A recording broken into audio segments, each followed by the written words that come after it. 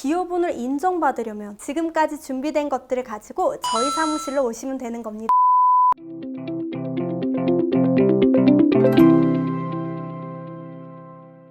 안녕하세요. 상속 전문 변호사 유지은입니다. 제가 이전에 기여분과 관련된 기본 개념들에 대해 영상을 통해 알려드렸는데요. 시청자로부터 기여분이 뭔지는 잘 알겠는데 그러면 도대체 기여분을 인정받으려면 뭐를 준비해야 하냐는 질문을 굉장히 많이 받았습니다. 제 경험상 기여분 주장을 하려는 분들을 보면 대부분 성격이 잘 베푸시고 본인이 손해를 보는 타입이 많으신데요. 그래서 오늘은 오랜 시간 고생하며 억울한 상황에 처한 분들을 위해 기여분을 인정받기 위해 사전에 숙지해야 할 내용들을 알려드리는 시간을 갖도록 하겠습니다.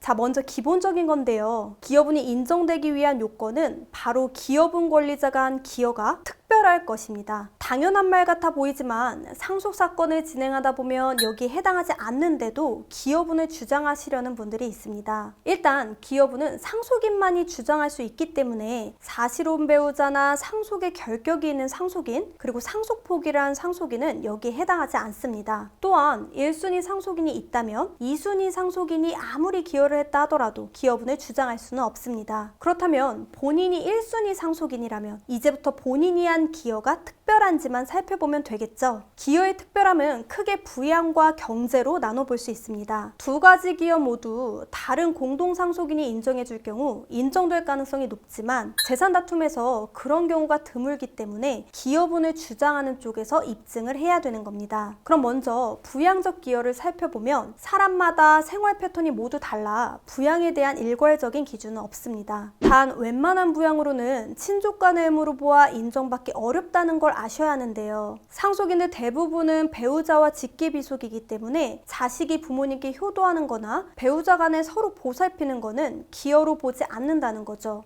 특히나 부부 간에는 법정 상속분도 더 높기 때문에 더더욱 인정받기 어렵습니다. 이 부양의 특별함을 인정받으려면 누가 들어도 대단하다라는 말이 나올 정도의 부양이어야 한다고 보시면 되는데요. 실제 인정 사례를 보자면 치매가 있던 부모를 모시고 45년간 부양한 경우 기여분 50%가 인정된 사례, 몸이 불편한 부모를 20년 동안 모시고 살며 모든 병원비와 생활비를 지출한 경우 30%가 인정된 사례가 있기 때문에 부양적 기여를 주장하시려는 분들은 대략적인 감을 잡으시면 되겠습니다. 별개로 보통 기여자는 상속인 본인이어야 하지만 실무에서는 상속인의 배우자가 특별한 부양을 한 경우 상속인 본인이 기여한 것으로 고려해주는 경향이 있습니다. 외국에 거주하는 상속인들을 대신해 홀로 망인을 20년 동안 모시며 암투병 생활을 한 아내의 남편에게 망인 사망 후 기여분을 인정해준 사례가 바로 이에 해당하는데요. 만일 본인의 상황과 비슷하다면 충분히 고려해볼 필요가 있습니다. 지금까지 설명드린 부양적 기여만으로는 기여분 인정이 어렵기 때문에 실무상 기여분을 주장할 때 필요한 게 바로 경제적 기여입니다. 이 역시 특별한 기여여야 하는데 우리 법원은 특별한 부양에 대해 다른 공동상속인이 한 부양 수준을 초과하면서 동시에 일반적인 부양 의무를 넘어서는 정도의 부양을 의미한다고 판시하였습니다. 이 말인즉 다른 형제자매가 제대로 부양하지 않은 것에 비하면 내가 잘했으니 기여분을 인정해달라는 건 안 된다는 말이고요. 상속재산의 형성에 직접적인 기여가 있는 정도가 돼야 인정해주겠다는 뜻입니다. 20년 동안 아버지를 모시며 과수원 농사를 통해 농지를 개간한 자녀라거나 남편과 함께 사업에 필요한 투자와 건물에 대한 채무를 부담하며 사업을 확장한 배우자가 좋은 예라고 할 수 있습니다. 이런 경제적 기여 역시 생활 수준과 남겨진 상속 재산에 따라 일괄적인 금액과 같은 기준은 없기 때문에 각자의 상황에 맞는 판단이 필요하게 되는데 실제로 기여를 한 점에 대한 입증이 어려운 경우가 상당히 많습니다. 현실에선 현금으로 부양이 이루어진 경우가 많기 때문인데요. 부모님께 가끔 드린 용돈은 경제적 기여로 인정받기는 어렵겠지만 30년에 걸쳐 매달 생활비와 용돈으로 부모님을 모신 자녀가 있다면 이 부분은 충분히 고려가 될 만한 상황입니다. 그런데 막상 그걸 입증하기가 어렵다는 거죠. 따라서 조금 삭막하게 들릴 수는 있겠지만 입증을 위한 준비가 반드시 필요합니다. 그렇다면 무엇을 준비해야 할까요? 우선 일지를 통해 본인이 기여한 내역을 증빙 자료와 함께 남겨놓는 것이 좋습니다. 통화 내역이나 문자 및 카톡 메시지 그리고 영상까지 이와 관련된 것들도 입증에 도움이 되니 보관해 두시고요. 기여에 사용된 영수증과 카드 거래 내역, 예금 거래 내역서를 통해 이체 및 납부 내역을 준비하세요. 여기에 추가로 기여 사실을 확인해 줄 수 있는 주변 지인들의 사실 확인서까지 받아 그 내역과 함께 준비하시면 됩니다. 가장 중요한 마지막으로 지금까지 준비된 것들을 가지고 저희 사무실로 오시면 되는 겁니다.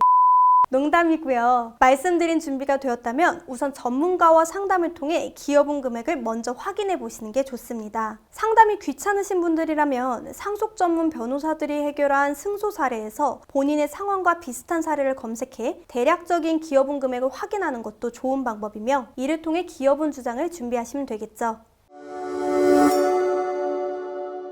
오늘은 기여분이 인정되려면 어느 정도의 부양이 필요한지, 그리고 그 주장을 위해 준비해야 하는 것들에 대해 알려드렸는데요. 개인적인 의견으로는 상속재산을 공평하게 나누려면 그동안 헌신하며 부양하신 일부 상속인들의 노고는 당연히 보상받아야 한다고 생각합니다. 따라서 이런 분들은 이 영상에 알려드린 내용 잘 확인하셔서 본인의 권리를 꼭 챙기시기를 바라겠습니다. 오늘은 이만 인사드리겠습니다. 끝까지 시청해주셔서 감사합니다.